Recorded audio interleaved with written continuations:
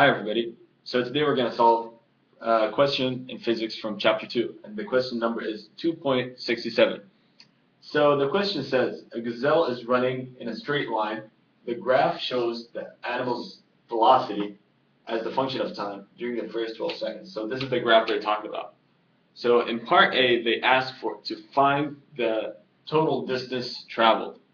So to find the total distance traveled, for me, the easier way is to divide the graph into shapes that we know the area of, so it would be easier to calculate. And basically that's finding the area under the curve. So for me, I saw that dividing this shape to a triangle and another triangle and a rectangle, so like this. To get the area of the first triangle, basically the area of the triangle is half base times height, and the area of the rectangle is length times width. The first triangle, the area for it is going to be, so this is the total area, it's going to be half times base, which is what goes from 0 to 10 times 10, times the height, which is 12 minus 4, which is 8, plus the area of the rectangle, the height, the length is 4, and the width is 10. So adding them, multiplying them faster is going to be 40, plus the area of this small triangle is going to be half base, the base is 12 minus 10 is 2, times the height is 12. So the first one is going to be, if you calculate it fast, it's going to be 8 divided by 2, which is 4 times 10, which is 40, plus the 40 that we calculated before, plus 12 divided by 2, 6, times 2 is 12. Adding them all together, 40 plus 40 is 80, plus 12 is 92 meters. That's the answer for part A, which is the total distance traveled. Going to part B, the displacement, basically it's the same answer because there's no negative values or it going to the opposite direction. So the answer for part A is the same for part B.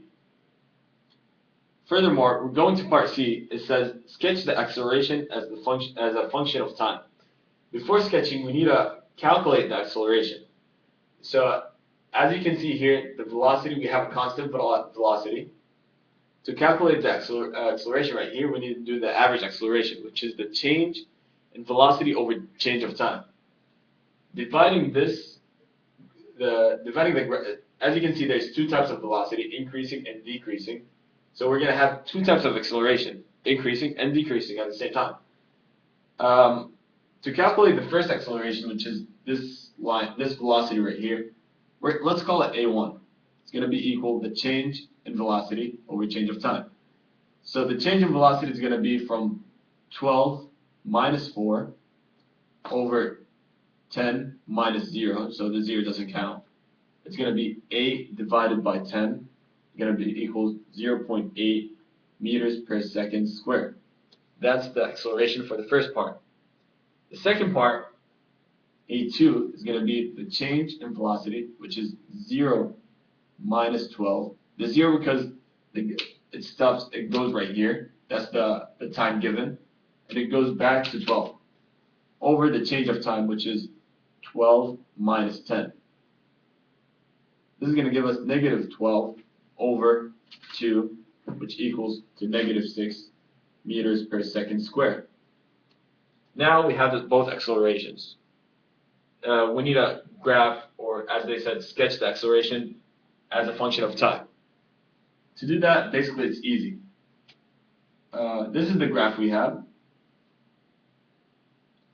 So this is 1, this is negative 1, negative 2, negative 3, negative 4, negative 5, and negative 6.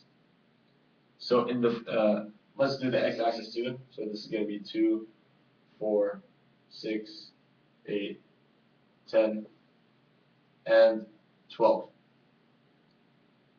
So as you can see, at the beginning the gazelle was going 0.8 meters per second square. So 0.8 basically is under the 1 by 2. So it's right here.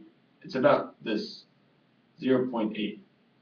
So the gazelle keeps going with a constant acceleration till it reaches 10. As it reaches 10, we find out that as we calculated, the acceleration of the gazelle goes down to -6 meters per second square. So we take this graph and we go down to -6.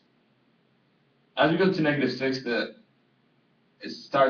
has a constant acceleration of -6 until it goes to 12 seconds. So this is the graph, the sketch of the acceleration versus time. This is acceleration. This is time in seconds.